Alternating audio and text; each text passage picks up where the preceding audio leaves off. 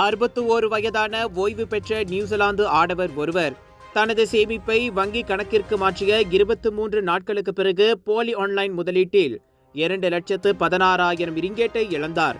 இந்த விவகாரத்தில் தங்களது வங்கி கணக்கை மற்றவர்களுக்கு பயன்படுத்துவதற்கு அனுமதி அளித்தவர்களுக்கும் தொடர்பு இருக்கலாம் என்றும் இதுபோன்ற மோசடிகளுக்கு வழிவகுக்கும் நபர்கள் மீது நடவடிக்கை எடுக்கப்படும் என வட ஜோஹர் போலீஸ் தலைவர் துணை கமிஷனர் பல்வீர் சிங் எச்சரித்துள்ளார்.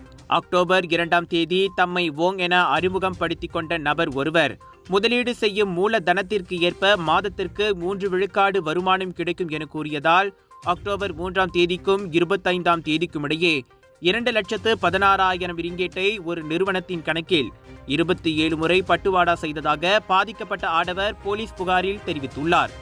ஒரு மாதத்திற்கு பிறகு ஆதாய தொகையை மீட்பதற்காக முயற்சியில் ஈடுபட்ட போது மேலும் பணத்தை பட்டுவாடா செய்யும்படி வோங் கேட்டுக்கொண்டதால் தாம் ஏமாற்றப்பட்டதை உணர்ந்து அந்த ஆடவர் போலீசில் புகார் செய்ததாக பல்வீர் சிங் கூறினார்.